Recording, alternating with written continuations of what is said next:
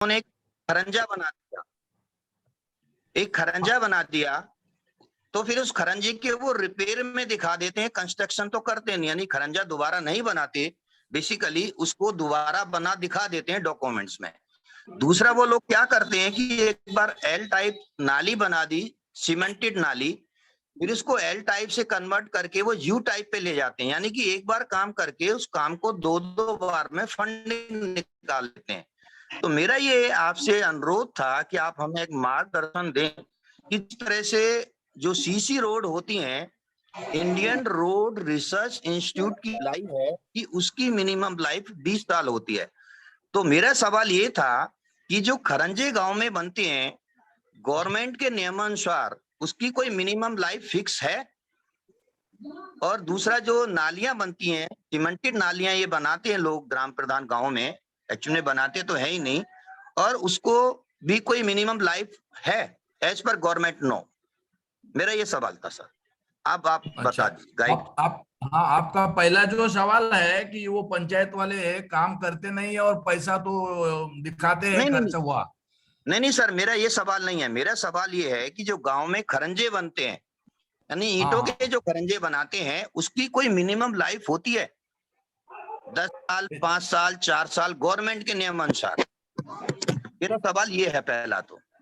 अच्छा, हर हर और हर हर वर्ग का उसमें जो टेंडर निकालता है उसमें सब इंफॉर्मेशन देता है।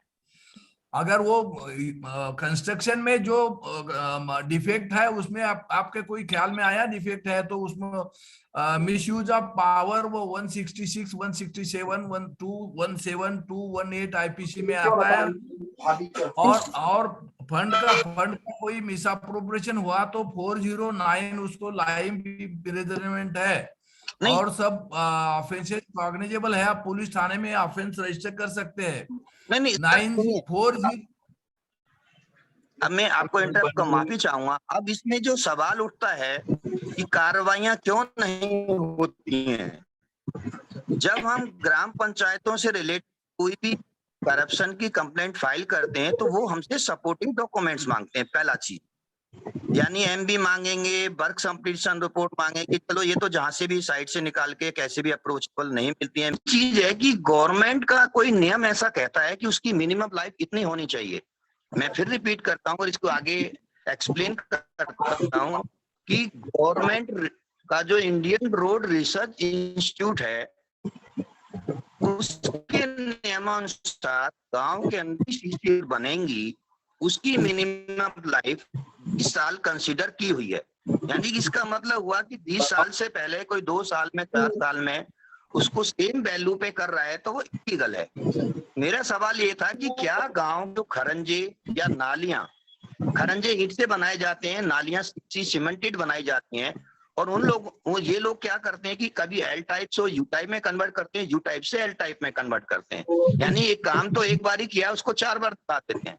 तो कोई मिनिमम लाइफ गवर्नमेंट के नियमानुसार कोई फिक्स है या नहीं है उसमें? सवाल ये था सर। पब्लिक फंड का मिसयूज हो गया, अगर आपके ख्याल में आया तो कोई भी कंप्लेंट कर सकता है। सीआरपीसी 154 में कोई भी डॉक्यूमेंट, सप्लीमेंट्री डॉक्यूमेंट सबमिट करने का कंप्लेनेंट के ऊपर रिस्पॉन्सिबिलिटी नहीं है। और पुलिस ने आपको कोई भी एविडेंस पूछने की जरूरत नहीं है, और they are not authorise to inquire about the evidence. Police is meant for collection of evidence. Complainant is not bound to supply evidence or provide them evidence. And before FIR, they are not authorized to ask you any questions about this. They just sir मैं इंटरेप्ट करूंगा इसमें। अच्छा, practical जो होता है ग्राम panchayat UP का, मैं आपको बता देता हूँ, यूपी में अगर हम कंप्लेंट फाइल करते हैं तो आपसे वो सारी चीजें मांगी जाएंगी, भर के बाल्टी वो सारी चीजें मांगते हैं कि इसका वर्क्स की डिटेल दीजिए, इसका रूल्स एंड रेगुलेशन दीजिए। तो इतनी चीजें मांग लेते हैं कि हम दे ही नहीं पाते हैं। ये क्रिमिनल कंप्लेंट के बारे में या क्रिमिनल जो हम कंप्लेंट करते हैं उसके बारे में हम सब लोगों को थोड़ा स्टडी करना जरूरी है। हम जो कार्यकर्ते जितने भी है उनके पास आईपीसी सीआरपीसी का 2 किताब मिनिमम, और आपका स्टेट एक्ट का पुलिस वाला जो एक्ट है वो मिनिमम वो एक्ट हमारे पास चाहिए, और हमको थोड़ा स्टडी करना चाहिए, तो हमको किसी को गाइड कर सकते हैं और हम खुद के लिए भी वो जस्टिस मिलने के लिए कोशिश कर सकते हैं।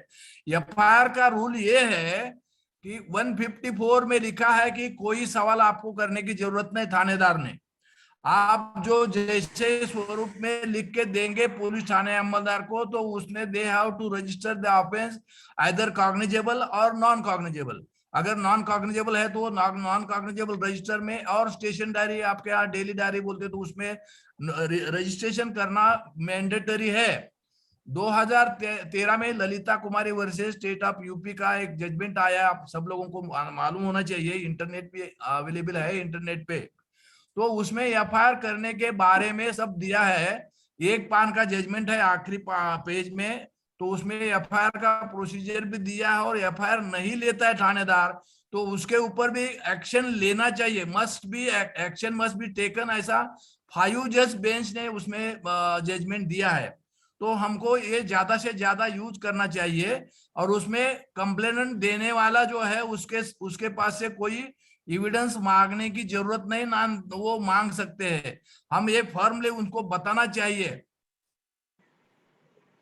नहीं तो आप चलिए सर आपका कहने का मतलब ये हुआ गोस्वामी जी, जो अभी हमारी इस डिस्कशन को अपन आगे बढ़ाएंगे और आगे भी चर्चा करेंगे।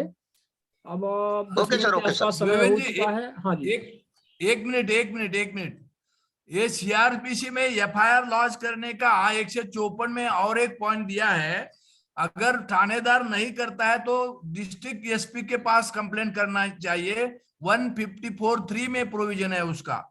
अगर दोनों भी नहीं करते हैं तो आईपीसी 166A के अंदर वो थानेदार या एसपी के खिलाफ भी आप एफआईआर कर सकते हैं कोर्ट में, पुलिस स्टेशन में भी कर सकते हैं, लेकिन वो लेने वाले नहीं है तो इसलिए कोर्ट में कर सकते हैं, और उसको गवर्नमेंट का सैंक्शन की जरूरत नहीं है। जी बिल्कुल। तो इस प्रक्रिया का आप लोग पालन करें, जिस प्रकार से तालेकर जी ने आप लोगों को बताया कि कैसे आप अपने अधिकारों का उपयोग करके चाहे वो कॉग्निजेबल या नॉन कॉग्निजेबल ऑफेंस हो, आप एफआईआर दर्ज करवाने के लिए कोर्ट तक जा सकते हैं, है ना। वो सारी विधियां उन्होंने बता दी हैं कि पहले आप थाने में जाइए, फिर एसपी, और फिर इसके बाद आप सीधे कोर्ट में जा सकते हैं। ठीक है, धन्यवाद तालेकर जी और गोस्वामी जी। उम्मीद है कि आपको भी आपकी जो जिज्ञासाएं हैं वो शांत हो गई होंगी, और व्यक्ति की जिज्ञासाएं हमेशा बढ़ी रहनी चाहिए, तभी उसके कुछ नए प्रश्न आते रहते हैं, नए समाधान, इस तरह से ये अच्छी बात है। हमारे सर बीच में आईटीआई से रिलेटेड आप अभी ऑनलाइन आगे बढ़ लीजिए, आईटीआई से रिलेटेड ही कमीशन के मिस ऑर्डर की मुझे एक सभी जो हमारे मार्गदर्शक हैं उनसे मुझे टाइम चाहिएगा 1 मिनट का, जब भी आपको उचित लगे। हाँ, आपको मिलेगा वो टाइम, लेकिन फिलहाल अभी अपन कुछ जो टॉपिक है उस पर आ जाते हैं।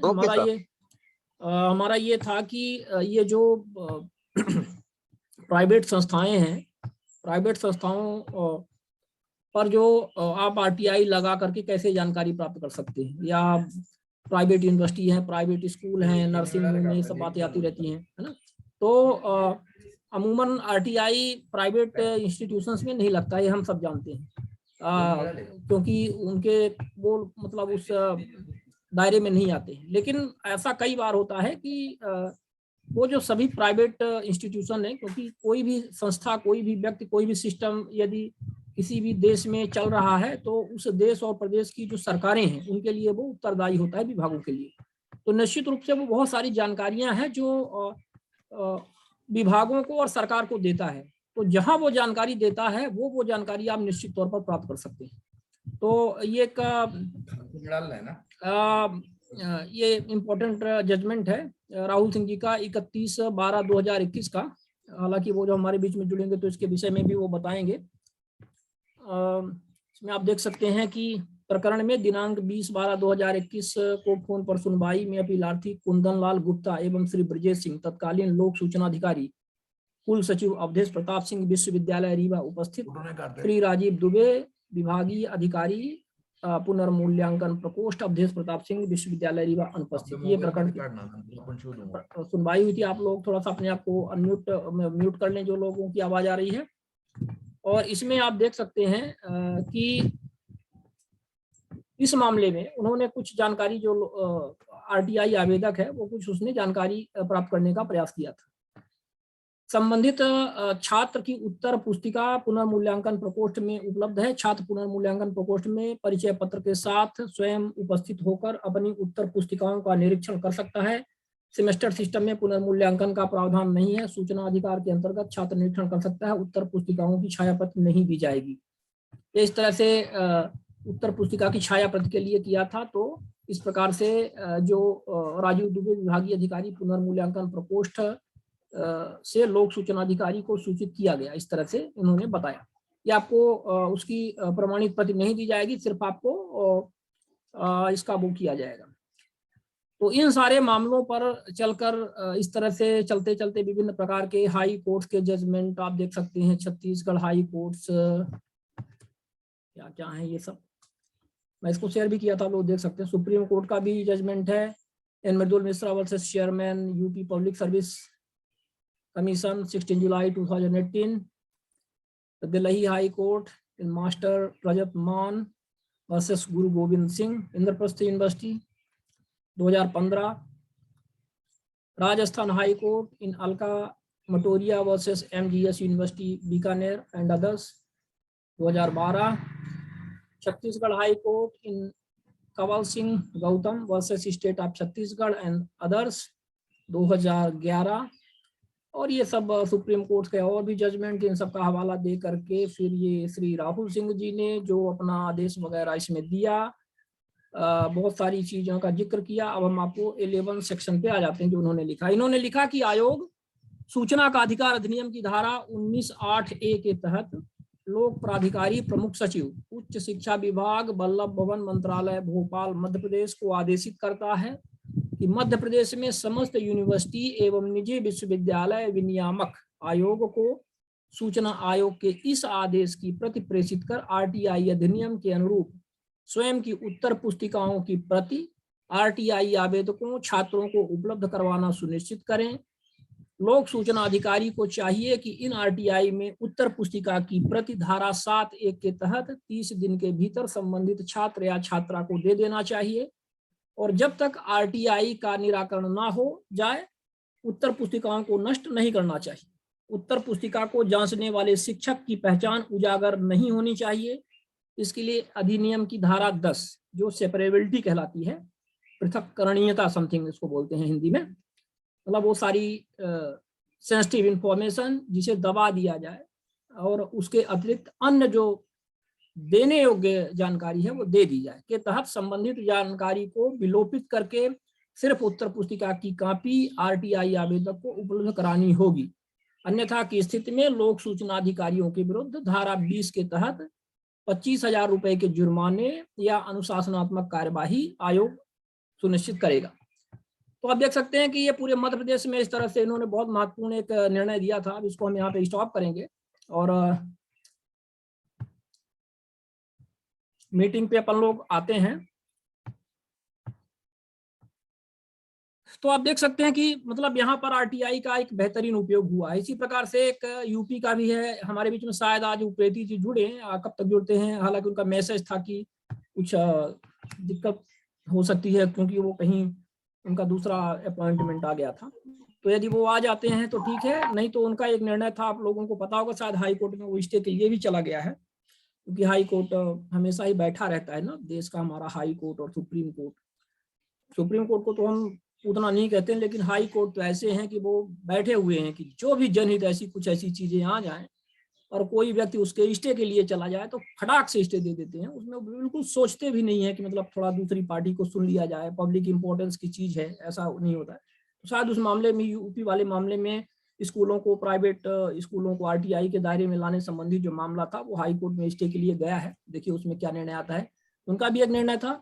और हमारे बीच में माननीय आलमदीप जी जुड़े हुए हैं, मध्य प्रदेश के पूर्व सूचना आयुक्त। तो सर हम आपका हार्दिक स्वागत करते हैं। आपके भी कार्यकाल में बहुत सारे ऐसे निर्णय आपने दिए होंगे जो प्राइवेट संस्थाओं, रेड क्रॉस वाली आपने बात बताई है, पिछले ही अपनी मीटिंग में आपने बताई कि कैसे रेड क्रॉस को लेकर के वो आपको गुमराह किए जाने का प्रयास किया जा रहा था। फिर आपने उसमें रिसर्च अपना किया और ये प्राप्त किया कि भाई ये आरटीआई के दायरे में आते हैं, क्योंकि विधिवत ये गवर्नमेंट के द्वारा, भारत सरकार के द्वारा इनको मतलब वो दिया गया है, इनको एक तरह से इस्टेब्लिश किया गया है, तो इसलिए आरटीआई के दायरे में आपने उनको लाया था।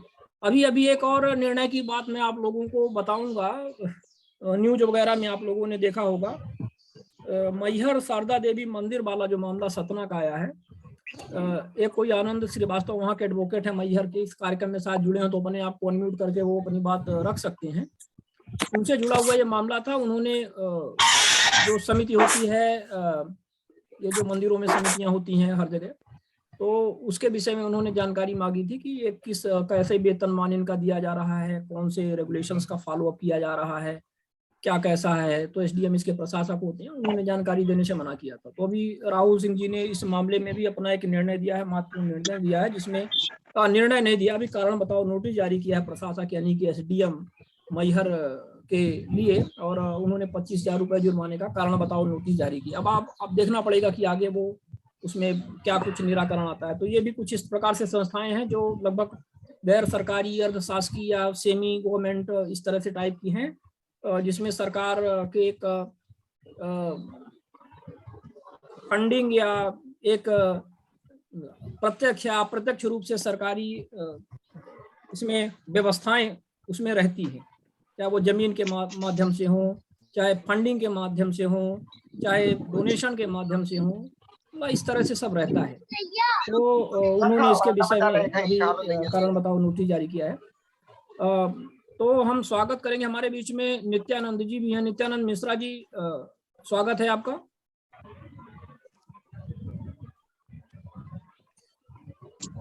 और हमने जैसा कि कहा कि हमारे बीच में आत्मदीप सर जुड़े हुए हैं। आत्मदीप सर अपने आप को अनम्यूट करें सर, स्वागत है आपका। आज का श्री गणेश सर आप ही के द्वारा किया जाएगा। जी नमस्कार, हमारी भी यही इच्छा है, क्योंकि ये टॉपिक भी हमने आपको सजेस्ट किया था। और बिल्कुल सर, आपने आपके सुझाव को मैंने सादर लिया, हृदय से लिया और सदैव भी लेता हूँ। स्वागत है आपका।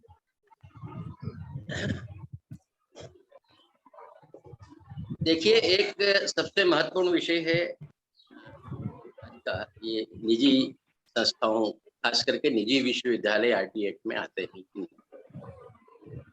तो इस बारे में बहुत कम लोगों को, यहाँ तक कि कई सूचना आयुक्तों को तक की वास्तविक वैधानिक स्थिति की जानकारी नहीं। तो ये इस बारे में सारी कानूनी स्थिति हम आप सब साथियों के सामने स्पष्ट करना चाहेंगे। विश्वविद्यालय अनुदान आयोग तो भारत सरकार द्वारा गठित संवैधानिक निकाय है, पूरे देश भर के विश्वविद्यालयों का विनियमन रेगुलेशन करने के लिए सर्वोच्च बॉडी। वो एक सार्वजनिक प्राधिकरण है और विश्वविद्यालयों के बारे में